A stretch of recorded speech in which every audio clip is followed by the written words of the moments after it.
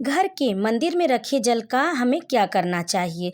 जो आप अपने देवी देवताओं के लिए लोटे में जल रखते हैं, उस जल का हमें क्या करना चाहिए। तो चलिए जानते हैं आज के इस वीडियो में। देखिए दोस्तों, कुछ लोग पात्र को धोने के साथ साथ जल को भी उसी के साथ प्रवाहित कर देते हैं, लेकिन क्या आपको पता है कि ऐसा करना बहुत ही अशुभ माना जाता है। तो इसलिए आज हम आपको इस वीडियो में बताएंगे कि हमें घर के मंदिर में रखे हुए जो लोटे में जल रहता है, उस जल का सही उपयोग क्या होता है, उसे हमें क्या करना चाहिए। देखिए दोस्तों, धार्मिक शास्त्रों में पूजा पाठ और परंपराओं का विशेष महत्व है। धार्मिक अनुष्ठानों, हवन, पूजा पाठ के लिए खास नियम बनाए गए हैं। वहीं घर में सबसे प्रमुख और पवित्र जगह पूजा घर ही माना जाता है, इसलिए पूजा घर में वास्तु नियमों का विशेष ध्यान रखना चाहिए। और बात करें कि घर के मंदिर में रखी चीज़ें जैसे कि नारियल, अक्षत, रोली आदि बेहद ही शुभ मानी जाती है। इसी तरह पूजा घर के मंदिर में जल का पात्र भी रखना बहुत ही महत्वपूर्ण माना जाता है। मंदिर में जल रखने के पीछे शास्त्रों में जुड़े कई कारणों के बारे में भी बताया गया है। अब ऐसे में सवाल है कि पूजा घर में रखे जल का अगले दिन क्या करना चाहिए। कुछ लोग पात्र को धोने के साथ साथ जल को भी फेंक देते हैं। ऐसा करना लेकिन शुभ नहीं माना जाता है। तो आइए जानते हैं हमें ऐसे जल को क्या करना चाहिए। ज्योतिष के अनुसार पूजा घर में रखे जल को अगले दिन पौधों में डाल देना चाहिए, लेकिन जल डालने के दौरान इस बात का ध्यान रखें कि तुलसी और शमी के पौधे में इस जल को न डालें। इससे आपको अशुभ परिस्थितियों का सामना करना पड़ सकता है और जीवन में मुश्किलें भी बढ़ सकती है।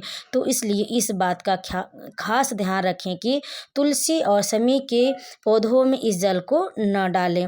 चलिए अब आइए और आगे जानते हैं कि हमें तांबे के पात्र में रखना चाहिए। जो पूजा घर में जल रहता है, वह हमें तांबे के पात्र में रखना चाहिए। ज्योतिष शास्त्र के अनुसार पूजा घर में हमेशा तांबे के लोटे में ही जल रखना चाहिए। इसे बेहद पवित्र माना जाता है। ऐसी मान्यता है कि पूजा घर में रखा हुआ जल सकारात्मक ऊर्जा का संचार करता है। इससे व्यक्ति की सभी परेशानियां दूर हो सकती हैं और सौभाग्य की प्राप्ति होती है। और दोस्तों, ज्योतिष की माने तो पूजा घर में जल रखने का विशेष महत्व है। पूजा पाठ करते समय रोजाना इस जल से भगवान को स्नान कराना चाहिए। इससे बेहद उत्तम माना जाता है। ज्योतिष के नियमों के साथ साथ पूजा घर में जल रखना ईश्वर के प्रति श्रद्धा को दर्शाता है। पूजा घर में रखे जल से आचमन करना बेहद ही शुभ माना जाता है। शास्त्रों के अनुसार जल की पूजा वरुण देव के रूप में की जाती है, इसलिए आरती करने के बाद जल से आचमन जरूर करना चाहिए। वही आचमन के बिना पूजा अधूरी मानी जाती है। ऐसा कहा जाता है कि पूजा घर में कभी भी जल पात्र को खाली नहीं रखना चाहिए। रोजाना पात्र में तुलसी के कुछ पत्ते जरूर रखें, इससे आपको बहुत लाभ होगा। दोस्तों, अभी हम आपको और आगे वीडियो में बताएंगे कि हमें उस जल का सही प्रयोग क्या है, हमें उस जल का क्या करना चाहिए। देखिए दोस्तों, ईश्वर की पूजा में भोग के साथ ही जल का अपना महत्व है। जैसे हमारे घरों में भी पूजा घर में जल का लोटा जरूर रखा जाता है। वहीं बड़े बुजुर्ग हमेशा कहते हैं पूजा घर में जल का लोटा रखें या नहीं। दरअसल इसके पीछे कई कारण बताए जाते हैं। किसी भी मांगलिक कार्य में जल को रखना पवित्र माना जाता है। शास्त्रों में जल को अमृत समान माना गया है। यह धन वैभव का भी प्रतीक है। तभी पूजा की दूसरी सामग्री के साथ ही जल का लोटा भी स्थापित किया जाता है। कभी भी मंदिर में, घर में, अपने मंदिर में पूजा करते समय भगवान को भोग के साथ ही जल समर्पित करना भी बहुत जरूरी है, तभी भोग को पूर्ण माना जाता है। वहीं शास्त्रों में कहा गया है कि जल का लोटा रखने से घर में सुख समृद्धि आती है।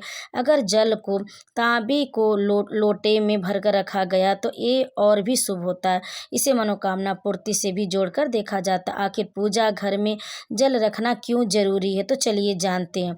पूजा की जगह पर तांबे के लोटे में रखा हुआ जल घर की नेगेटिविटी को दूर करता है और पॉजिटिव ऊर्जा का संचार करता है। घर में तरक्की के लिए भी जल को मंदिर में रखना शुभ माना जाता है। साथ ही जल को शुद्धता का प्रतीक माना जाता है, जो कि आसपास फैली अशुद्धियों को भी दूर करता है। जल के लोटे को हमेशा ईशान कोण में रखना चाहिए। जल को वरुण देव के रूप में पूजा जाता है। पूजा में वरुण देव की स्थापना करने के लिए जल के कलश को स्थापित किया जाता है। यज्ञ आदि में जल के कलश की स्थापना का खास महत्व होता है, इसलिए जल में तुलसी या आम के पत्ते डालकर रखा जाता है। ऐसा करने से जल पवित्र हो जाता है और कोई कोई भी पूजा आरती बिना आचमन की अधूरी मानी जाती, इसलिए मंदिर में जल का लोटा रखा जाता है, जिससे ताकि आरती संपन्न होने के बाद जल से आचमन किया जा सके, पूजा छोड़कर बीच में न जाना पड़े और वहां रखे जल से ही पूजा संपन्न हो सके। देखिए दोस्तों, पूजा के लिए जो रखे गए जल में तुलसी दल डालकर रखना चाहिए। ऐसा करने से जल ज़्यादा पवित्र हो जाता है और जल के लोटे में पवित्र नदियों का जल भी मिलाया जा सकता है, जैसे गंगा जल अगर डाले तो बहुत ही अच्छा रहता है। इससे घर में छिड़काव करने से नेगेटिव ऊर्जा भी दूर होती है और सकारात्मक ऊर्जा आती है। तो दोस्तों, अब हम आपको बता दें कि जो आप कभी भी जब भी आप भोग लगाएं तो एक लोटा जल अपने घर के मंदिर में अवश्य लेके अपने देवी देवताओं के प्रतिमा के सामने एक लोटा, छोटे से लोटे में भी आप थोड़ा सा जल भी जरूर रखें और प्रतिदिन इस जल को बदलें जरूर। इसलिए एक दिन पूजा करने के बाद दूसरे दिन इस जल को आप किसी पौधे में डालें, किसी फूल के क्यारे में इस जल को डाल सकते हैं। इसे कहते हैं कि घर में सुख समृद्धि बनी रहती है। लेकिन ध्यान रखें कि शमी और तुलसी के पौधों में यह जल न डालें, क्योंकि यह जल आप भोग के तौर पर पीने के लिए आप रखे रहते हैं अपने घर के मंदिर में, इसलिए इस बात का ध्यान रखें। इसे आप अपने किसी स्वच्छ जो पौधे रहते हैं उस पौधे में भी आप इस जल को प्रतिदिन बदल दें। आप किसी जल में इधर उधर इसे प्रवाहित न करें, बर्तन के साथ न धुलें, न फेंकें, इधर उधर इसको न फेंकें। इसे किसी गमले में ही शुद्ध जगह डालना चाहिए, क्योंकि यह देवी देवता का प्रसाद के रूप में हो जाता है, तो पानी वगैरह तो कोई नहीं पिएगा। इसलिए इसे आप अपने किसी पौधे में डालें तो इससे घर में बरकत होती है। तो ध्यान रखें कि जो जल का लोटा है वो जल आप अपने घर के किसी पौधे में डाल दें। इससे घर में शुभता बनी रहती है, सुख समृद्धि बनी रहती है। और प्रतिदिन आप अपने घर के मंदिर में एक लोटा जल अवश्य रखें।